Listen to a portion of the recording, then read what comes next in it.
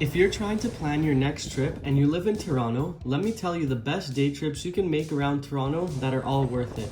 Let's start this one off with Tobermory. This is a 3.5 hour drive from Toronto, but definitely worth it. The main things it's known for is the shipwreck, Flower Pot Island, and a beautiful little cave. The water here is some of the nicest in Ontario, and the color is similar to some more exotic locations. Make sure to get here early because it does get really packed in the summertime. Niagara Falls is one of the most popular spots in Canada, and I definitely can't do this list without listing it. Located just 1 hour outside of Toronto, that's without traffic of course. It's definitely a spot that's worth seeing because this is just a set of a bunch of stunning waterfalls, and if you go further along the Niagara River, you get some beautiful hikes here too.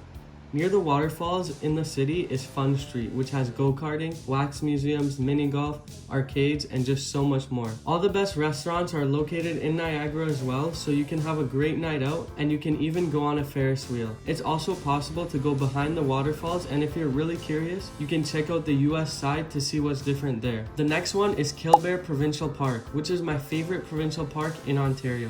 Katya and I try to go here every summer because it's a really fun time and it's a 2.5 hour drive from Toronto. It's one of the only provincial parks where you have cliff jumping and it's actually pretty high up. The beaches here are really nice. The park itself is pretty big and there's so many hikes you can do in the area. If you like to camp, then I definitely recommend Killbear as a place to go near Toronto. Only 1 hour from Toronto is Dundas Valley. This is a nice hike that you can do that goes through a forest and you can see a bunch of nice waterfalls. This spot is best to go to if you're looking for the nicest hike you can do that's close to Toronto, or if you want to see some nice waterfalls that aren't Niagara Falls. Another really great provincial park to check out is Long Point Provincial Park.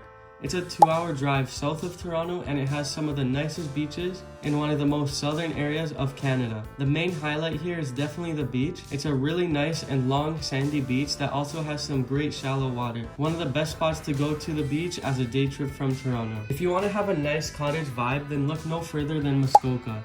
This is the classic cottage area near Toronto with a bunch of mini lakes that have cottages all over them. You can have a dock and jump in or do a bunch of different water sports along these lakes and just have a good time. There's a bunch of great Canadian restaurants in the main cities here of Gravenhurst, Bracebridge, or Huntsville, or even anywhere along the way. So if you want to have a nice relaxing time, then Muskoka is definitely the best cottage area, which is a 2 hour drive from Toronto. It's also worth noting that another great cottage region is the Kawartha Lakes. So if you can find a better cottage there, then it's just as good, and it's about an hour and 30-minute drive from Toronto.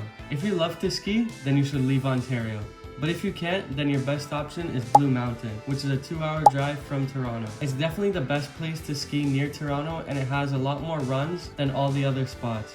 There's also a nice spa here and lots of other winter activities. The hill is also open for hikes in the summer and other fun summertime sports. It's also close to the bay, which is great for swimming in the summertime, and there's a lot of resorts here to stay at for the winter and summer. For other good skiing spots near Toronto, check out Mount St. Louis or Horseshoe Valley. A 2.5 hour drive east of Toronto is Prince Edward County.